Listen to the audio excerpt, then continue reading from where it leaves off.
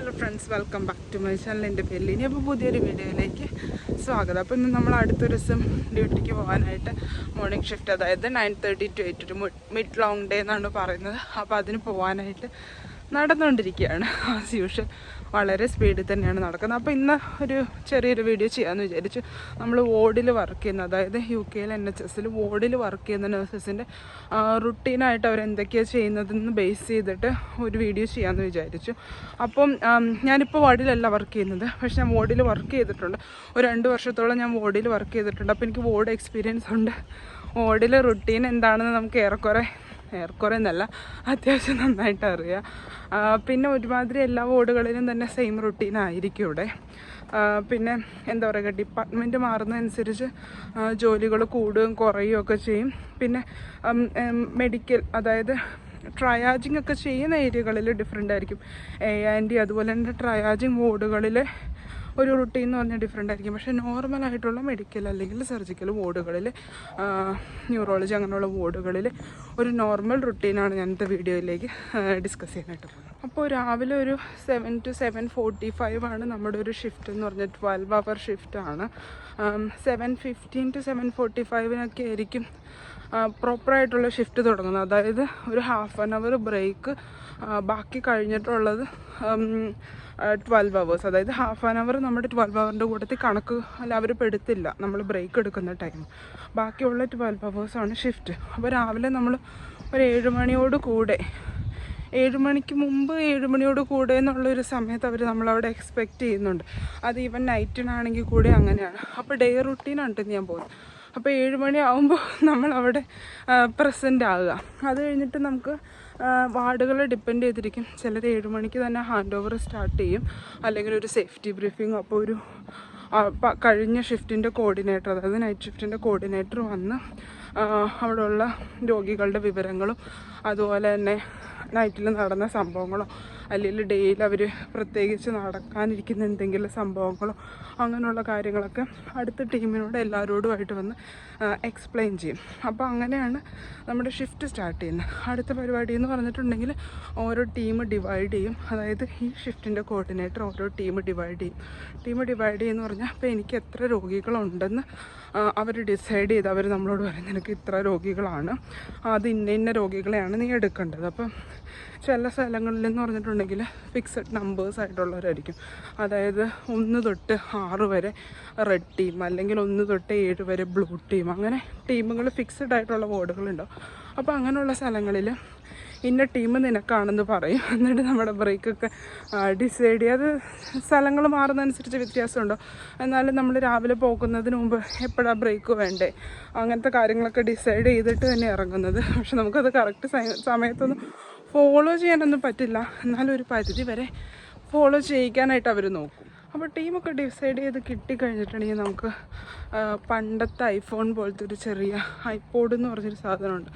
അത് മിക്കവാറും ഇവിടെ വീഡിയോസ് ചെയ്യുന്നവരുടെയൊക്കെ വീഡിയോസിൽ നിങ്ങൾ കണ്ടിട്ടുണ്ടാകും. അപ്പോൾ അതിനകത്ത് ഹോൾ ഹോസ്പിറ്റലിലുള്ള എല്ലാ പേഷ്യൻസിൻ്റെ ഡീറ്റെയിൽസ് നമുക്ക് സെർച്ച് ചെയ്താൽ കിട്ടും. ഫുൾ ഡീറ്റെയിൽസ്, ഇപ്പോൾ നടന്നുകൊണ്ടിരിക്കുന്ന ഇൻവെസ്റ്റിഗേഷൻസോ അല്ലെങ്കിൽ പേഷ്യൻ്റ് എവിടെയാണെന്നോ അങ്ങനെയുള്ള ഡീറ്റെയിൽസ് ഫുള്ള് നമുക്ക് നഴ്സ് സെൻറ്റർ നോക്കിയാൽ കാണാൻ പറ്റും.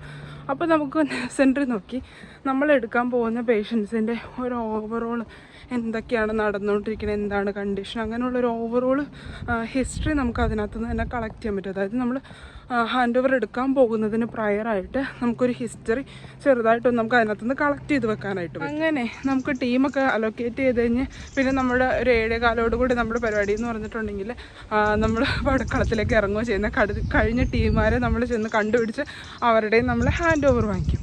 അപ്പോൾ ഹാൻഡ് ഓവർ വാങ്ങിക്കുമ്പോൾ എന്ന് പറഞ്ഞിട്ടുണ്ടെങ്കിൽ നാട്ടിലും അങ്ങനെ തന്നെയാണെന്ന് തോന്നുന്നു. നമ്മളെല്ലാ പേഷ്യൻസിൻ്റെ സൈഡിൽ ചെന്ന് അവരുടെ മുമ്പിൽ വെച്ച് അവരെ കണ്ട് എല്ലാം ശരിയാക്കി ജീവനൊക്കെ ഉണ്ടെന്നൊക്കെ ഉറപ്പ് വരുത്തി അവരുടെ മുമ്പിൽ വെച്ചിട്ടാണ് നമ്മൾ ഹാൻഡ് ഓവർ വാങ്ങിക്കുന്നത്. അപ്പോൾ ഇവിടുത്തെ ഒരു പ്രത്യേകത എന്ന് പറഞ്ഞിട്ടുണ്ടെങ്കിൽ നമ്മളങ്ങനെ ഹാൻഡ് ഓവർ വാങ്ങിക്കാൻ ചെല്ലുമ്പോൾ അവരും കുറേ അഭിപ്രായം പറയും. അവരുടെ വീട്ടിൽ പട്ടി ഒറ്റയ്ക്കാണെന്നും ചായയിൽ മധുരമില്ലായിരുന്നെന്നും അങ്ങനെ എന്തെങ്കിലുമൊക്കെ കുറേ അഭിപ്രായം അവരും പറയും. അപ്പോൾ അങ്ങനെ സാധാരണ ഇവിടുത്തെ ഹാൻഡ് ഓവർ എന്ന് വന്നിട്ടുണ്ടെങ്കിൽ ലോങ് ഹാൻഡ് ഓവർ, എന്നാലും പ്രീവിയസ് ഷിഫ്റ്റിലെ സ്റ്റാഫിന്, അതായത് പോകുന്ന നൈറ്റ് കഴിഞ്ഞ് പോകുന്നവർക്ക് ഉത്തരവാദിത്തം ഉണ്ടെങ്കിൽ ഒരു കോൺവെർസേഷൻ വേഗം വൈൻഡപ്പ് ചെയ്യാൻ നോക്കും. അങ്ങനെ നമുക്ക് ഹാൻഡ് ഓവർ കിട്ടിക്കഴിഞ്ഞാൽ അടുത്ത പരിപാടി മിക്ക വാർഡുകളിലെയും യൂഷ്വൽ റുട്ടീൻ എന്ന് പറഞ്ഞിട്ടുണ്ടെങ്കിൽ മെഡിക്കേഷൻ റൗണ്ട്സ് സ്റ്റാർട്ട് ചെയ്യുകയാണ് ചെയ്യുന്നത്. അത് നമുക്ക് നമ്മുടെ സ്വന്തമായിട്ടുള്ള ട്രോളി ഉണ്ട് ഓരോ ടീമിന്. അപ്പോൾ ട്രോളി നമുക്ക് വലിച്ച് എല്ലാ പേഷ്യൻസിൻ്റെ അടുത്ത് കൊണ്ടുപോകാം. അവിടെ നോക്കി, ഇവിടെ കമ്പ്യൂട്ടർ സിസ്റ്റമാണ്, കമ്പ്യൂട്ടറിൽ നോക്കി രോഗികളുടെ അടുത്ത് ചെന്ന് അവരുടെ എന്താ പറയുക ഡേറ്റ് ഓഫ് ബർത്ത്, ജനനത്തീയതി, കാര്യങ്ങളൊക്കെ ചോദിച്ച് മനസ്സിലാക്കി വെരിഫൈ ചെയ്തതിന് ശേഷം ഓരോ പേഷ്യൻസിനും നമ്മൾ മരുന്ന് കൊടുക്കുകയാണ് ചെയ്യുന്നത്. അതിൻ്റെ ഒരു ഓർഡർ എന്ന് പറഞ്ഞാൽ ആദ്യം തന്നെ നമ്മൾ ഓറൽ ടാബ്ലറ്റ്സ് ആയിരിക്കും കൊടുക്കുക, അതായത് ഗുളികകളെല്ലാം കൊടുക്കും. പിന്നെ നമ്മൾ CD ഉണ്ടെങ്കിൽ, കൺട്രോൾ ഡ്രഗ്സ് ഉണ്ടെങ്കിൽ രണ്ടാമത് നമ്മൾ കൺട്രോൾ ഡ്രഗ്സാണ് കൊടുക്കുന്നത്. പിന്നെ നമ്മൾ കൊടുക്കുന്നത് IV മിക്കവാറും തന്നെ നൈറ്റ് സ്റ്റാഫുകാർ ആൻറ്റിബയോട്ടിക്സ് ഒക്കെ കൊടുത്തിട്ടായിരിക്കും പോവുക. പിന്നെ നല്ല സമയം തെറ്റിക്കിടക്കുന്ന IVs ഉണ്ടെങ്കിൽ അതൊക്കെ നമ്മൾ നമ്മുടെ ഷിഫ്റ്റിനായിരിക്കും കൊടുക്കുന്നത്. അപ്പോൾ അങ്ങനെയാണ് മെഡിക്കേഷൻ്റെ ഒരു ഓർഡർ. മെഡിക്കേഷൻ വൺസ് ഫിനിഷ് ചെയ്ത് കഴിഞ്ഞിട്ടുണ്ടെങ്കിൽ നമ്മൾ നേരെ OPS എടുക്കാനായിരിക്കും പോകുക. OPS എന്ന് പറഞ്ഞിട്ടുണ്ടെങ്കിൽ നാട്ടിൽ നമ്മൾ പറയുന്ന വൈറ്റൽ സയൻസ്. അപ്പോൾ അത് നൈറ്റ് ഷിഫ്റ്റുകാർ ഒരു റൗണ്ട് നോക്കിയിട്ടായിരിക്കും പോയേക്കുന്നത് അവരുടെ ഷിഫ്റ്റിൽ ലാസ്റ്റായിട്ട്. അപ്പോൾ നമ്മുടെ ഷിഫ്റ്റിൽ ചെന്ന് നമ്മൾ നോക്കുന്നത് ഫസ്റ്റ് ടൈം ഈ മെഡിക്കേഷൻ റൗണ്ട്സ് കഴിഞ്ഞിട്ടായിരിക്കും. അപ്പോൾ നമ്മൾ ചെന്ന് ഞാൻ മുമ്പ് പറഞ്ഞ നെർവ് സെൻറ്റർ എന്ന് പറഞ്ഞ സാധനത്തിൽ അതിൽ പോപ്പപ്പായി വരും ആരുടെയൊക്കെ ഡ്യൂ എന്ന്. എന്നിരുന്നാൽ കൂടി നമ്മൾ നമ്മുടെ ടീമിലുള്ള എല്ലാവരുടെയും ഒരു റൗണ്ട് മെഡിക്കേഷൻ റൗണ്ട്സ് കഴിഞ്ഞ് കഴിയുമ്പോൾ ഒരു റൗണ്ട് OPS നോക്കുന്നതായിരിക്കും നമുക്ക് ഏറ്റവും സേഫ് എന്ന് എനിക്ക് തോന്നിയിട്ടുണ്ട്. ഞാൻ അങ്ങനെയായിരുന്നു ചെയ്തുകൊണ്ടിരുന്നത്. അങ്ങനെ OPS നോക്കി കഴിഞ്ഞിട്ടുണ്ടെങ്കിൽ അപ്പോൾ ഇതിനിടയ്ക്ക് ബ്രേക്ക്ഫാസ്റ്റിൻ്റെ പരിപാടിയൊക്കെ നമ്മുടെ HCAs, അതായത് ഹെൽത്ത് കെയർ അസിസ്റ്റൻസ് ചെയ്യും. പിന്നെ ഈ OPSൻ്റെ ഇടയ്ക്ക് അവരെ ഹെൽപ്പ് ചെയ്യാൻ പോകാമെന്ന് പറഞ്ഞിട്ടുള്ള ഒരാചാരങ്ങളും കൂടി ഇവിടെ ഉണ്ട്. അതായത് കുളിപ്പിക്കാനോ അങ്ങനെ ഇങ്ങനെയുള്ള പരിപാടിക്ക് പേഴ്സണൽ കെയറിന് വേണ്ടിയിട്ട് അവർ പോകുമ്പോൾ ആ കൂട്ടത്തിൽ നമ്മളും കൂടെ പോകാനായിട്ട് അവർ എക്സ്പെക്റ്റ് ചെയ്യുന്നുള്ളതാണ്. കാരണം അത് നമ്മുടെ ജോലിയാണ്, നമ്മളെ അവർ ഹെൽപ്പ് ചെയ്യുന്നു എന്ന് പറഞ്ഞാണ്, അങ്ങനെയാണ് സംസാരങ്ങൾ. എനിക്കറിയില്ല അതിൻ്റെ ബിഹൈൻഡിലുള്ള ബേസിക് തിയറി എന്താണെന്നറിയില്ല. ഒരുപാട് ലൈൻസൊക്കെ ഉള്ളവരാണെങ്കിൽ തീർച്ചയായിട്ടും നമ്മൾ പോകണം അതൊക്കെ അഴിച്ചു കൊടുക്കാനും, അതുപോലെ തന്നെ എന്തെങ്കിലും അവർക്ക് സംശയങ്ങളൊക്കെ ഉണ്ടെങ്കിൽ അത് പറഞ്ഞു കൊടുക്കാനും, എവിടെ തൊടണ്ട, എഴുന്നേൽപ്പിക്കേണ്ട അങ്ങനത്തെ സംശയങ്ങളൊക്കെ ഉണ്ടാവുമല്ലോ, അതൊക്കെ നമുക്ക് തീർച്ചയായിട്ടും പറഞ്ഞു കൊടുക്കാം. പക്ഷേ ഹോൾ ബാക്കിയുള്ള ബെഡ്ഷീറ്റ് ചേഞ്ചിങ് അങ്ങനത്തെ കാര്യങ്ങളൊക്കെ അവർക്ക് തന്നെ ചെയ്യാവുന്നതേ ഉള്ളൂ എന്നാണ് എനിക്ക് പേഴ്സണലായിട്ട് തോന്നിയിട്ടുള്ളത്. പക്ഷേ അത് ഓരോ വാർഡിനെയും വാർഡിലുള്ള HCAസിനെ അതുപോലെ തന്നെ അവിടുത്തെ വാർഡ് മാനേജറൊക്കെ ഡിപ്പെൻഡ് ചെയ്ത് ഒരുപാട് അങ്ങോട്ടും ഇങ്ങോട്ടൊക്കെ വെയിറ്റ് ചെയ്യും.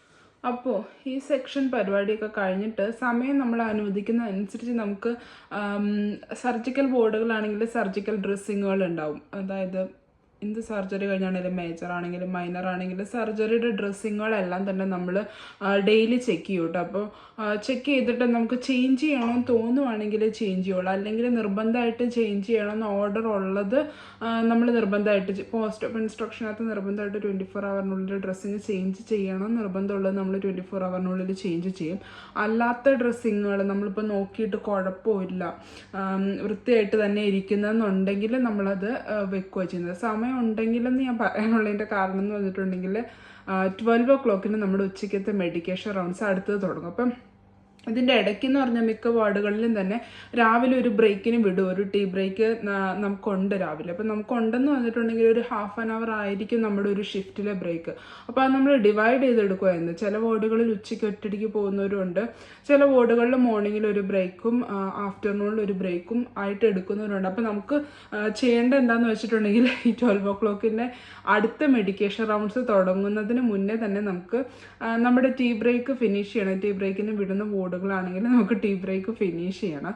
അപ്പോൾ അതുകൂടെ കഴിഞ്ഞിട്ട് വന്നാണ് നമ്മൾ 12 o'clock മെഡിസിൻ തുടങ്ങുന്നത്. അപ്പോൾ അതിൻ്റെ ഇടയ്ക്ക് ഡ്രസ്സിങ് ചേഞ്ച് ചെയ്യാമെന്ന് പറഞ്ഞാൽ ചിലപ്പോൾ നമ്മൾ ജസ്റ്റ് സ്റ്റാർട്ട് ചെയ്യാൻ നമുക്ക് ഞാൻ നേരത്തെ എന്ന് പറഞ്ഞാൽ ഞാൻ നിന്നുകൊണ്ടിരുന്നപ്പോൾ എനിക്ക് 10 പേഷ്യൻസ് ആയിരുന്നു. അന്നേരം എല്ലാവരും ഞാനിങ്ങനെ വീഡിയോസ് ഇടുമ്പോൾ എല്ലാവരും ചോദിക്കാറുണ്ടായിരുന്നു 10 പേഷ്യൻസ് ഒക്കെ കിട്ടുമെന്ന്.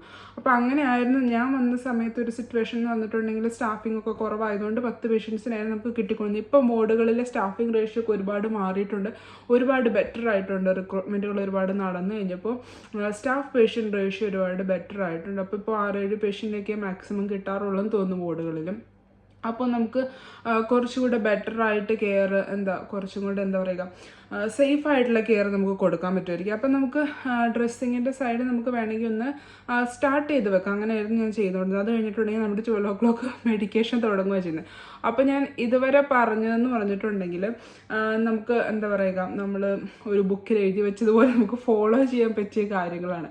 പക്ഷേ ഇതിൻ്റെ ഇടയ്ക്ക് ഇഷ്ടംപോലെ നമ്മൾ എന്താ പറയുക, നമ്മൾ പ്രീ പ്ലാൻ ചെയ്യാത്ത ഒരുപാട് കാര്യങ്ങൾ ഇതിൻ്റെ ഇടയ്ക്ക് നടക്കും. നമ്മൾ രാവിലെ തന്നെ മെഡിക്കേഷൻ റൗണ്ട്സിന് ട്രോളിയൊക്കെ ആയിട്ട് ചെല്ലുമ്പോഴായിരിക്കും ആരെങ്കിലും ഒന്ന് നടക്കാൻ പറ്റാത്തവരൊക്കെ ഒന്ന് യൂറിൻ പാസ് ചെയ്യണമെന്നോ അല്ലെങ്കിൽ ഇത്തിരി വെള്ളം വേണമെന്നോ അങ്ങനെ എന്തെങ്കിലുമൊക്കെ ചോദിക്കും. അപ്പം നമ്മൾ പലതവണയായിട്ട് ഇത് അങ്ങോട്ടും ഇങ്ങോട്ടൊക്കെ നടന്ന് ഈ കാര്യങ്ങളൊക്കെ ഡിലേ ആകാനായിട്ടുള്ള സാധ്യതയുണ്ട്. അപ്പോൾ ഫോർ എക്സാമ്പിൾ ഇപ്പോൾ ഇതിൻ്റെ ഇടയ്ക്ക് ഒരു എമർജൻസി കോള് വന്നു, ഒരു മെഡ് കോള് വന്നു, ഒരു പേഷ്യൻറ്റ് പെട്ടെന്ന് സിക്കായി. അപ്പോൾ നമുക്ക് അവിടെ അങ്ങനെ കുറേ ഡിലേ വരാനുള്ള സാധ്യതയുണ്ട്. പിന്നെ അല്ലെങ്കിൽ ഒരു പേഷ്യൻ്റ് ഫോളായി, അല്ലെങ്കിൽ എന്തെങ്കിലുമൊക്കെ ഹോസ്പിറ്റലാണ് അത്യാഹിതമായി എന്തെങ്കിലുമൊക്കെ സംഭവങ്ങൾ സംഭവിക്കുക. ഇനി അത്യാഹിതം അല്ല എന്ന് വിചാരിച്ചു വേറൊരു ടീമിലെ ആൾക്കാർ, ഒരു പെയിൻ ടീമിലെ നേഴ്സോ അല്ലെങ്കിൽ ഒരു സോഷ്യൽ വർക്കർ അല്ലെങ്കിൽ ഒരു ഡയബറ്റിക് നേഴ്സ് അങ്ങനെയുള്ളവരൊക്കെ നമ്മളെ അടുത്ത് വന്ന് നമ്മളോട് അവരുടെ ഇന്ന പേഷ്യൻറ്റിൻ്റെ കാര്യങ്ങൾ എങ്ങനെയാണെന്നൊക്കെ നമ്മളോട് ചോദിക്കുക. അല്ലെങ്കിൽ ഒരു ഫാമിലി റിലേറ്റീവ് നമ്മളെ ഫോൺ വിളിച്ചു, അല്ലെങ്കിൽ നമ്മളെ വന്ന് കണ്ട് സംസാരിച്ച് അവിടെ നമ്മൾ സംസാരിച്ച് നിന്ന് പോയാലും നമ്മുടെ സമയം അങ്ങനെ പല സ്ഥലത്ത്. അപ്പം ഞാൻ പറഞ്ഞതിൻ്റെ ഉദ്ദേശം എന്ന് പറഞ്ഞാൽ നമ്മളിങ്ങനെ പ്രീ പ്ലാൻ ചെയ്ത രീതിക്ക് എപ്പോഴും നമുക്കത് ഫോളോ ചെയ്യാൻ പറ്റണമെന്നില്ല. ഇതിൻ്റെ ഇടയ്ക്ക് നമ്മൾ പ്ലാൻ ചെയ്യാത്ത പല കാര്യങ്ങൾ സംഭവിക്കാനുള്ള സാധ്യതകളുണ്ട്. അപ്പോൾ അങ്ങനെ നമ്മൾ പല രീതിക്ക് ബിസി ആയി പോകാനായിട്ടുള്ള സാധ്യത. അപ്പോൾ ഞാനിങ്ങനെ പറഞ്ഞുകൊണ്ടിരുന്നപ്പോൾ ഞാൻ ഉച്ച വരെയുള്ള കാര്യങ്ങൾ, ഉച്ചയ്ക്കത്തെ 12 o'clock മെഡിക്കേഷൻ റൗണ്ട്സ് വരെയാണ് പറഞ്ഞു നിർത്തിയേക്കുന്നത്. അപ്പോൾ ഇങ്ങനെ പറഞ്ഞു പോയപ്പോൾ എനിക്ക് ഒന്ന് വീഡിയോ ഒരുപാട് ലോങ് ആവുന്നത്. അപ്പോൾ ഞാൻ വിചാരിച്ചു 2 പാർട്ടായിട്ട് അത് ചെയ്യാമെന്ന് വിചാരിക്കുന്നു. അപ്പോൾ ഇപ്പോൾ ഉച്ച വരെയുള്ള മെഡിക്കേഷൻ റൗണ്ട്സ് നമുക്ക് ആദ്യത്തെ പാർട്ട് സ്റ്റോപ്പ് ചെയ്യാം. അപ്പം നിങ്ങൾക്ക് എന്തെങ്കിലുമൊക്കെ, എനിക്ക് ഉറപ്പാണ് നാട്ടിൽ നിന്നുള്ളവർ മാത്രമല്ല ഇവിടെ ഉള്ള നേഴ്സസും അങ്ങനെ പല ഡിപ്പാർട്ട്മെൻറ്റിൽ വർക്ക് ചെയ്യുന്നവർ എൻ്റെ വീഡിയോസ് കാണാറുണ്ട്. നിങ്ങൾക്ക് എന്തെങ്കിലും ആഡ് ചെയ്യാനൊക്കെ ഉണ്ടെങ്കിൽ തീർച്ചയായിട്ടും ആഡ് ചെയ്യാട്ടോ, കമൻറ്റ് ബോക്സിൽ ആഡ് ചെയ്യുക. അതുപോലെ എൻ്റെ വീഡിയോ ഇഷ്ടപ്പെടുകയാണെങ്കിൽ ലൈക്ക്, ഷെയർ, സബ്സ്ക്രൈബ് ഒന്നും ചെയ്യാനായിട്ട് മറക്കരുത്. അപ്പോൾ പുതിയൊരു വീഡിയോ ആയിട്ട് കാണുന്നത് വരെ ബൈ ബൈ.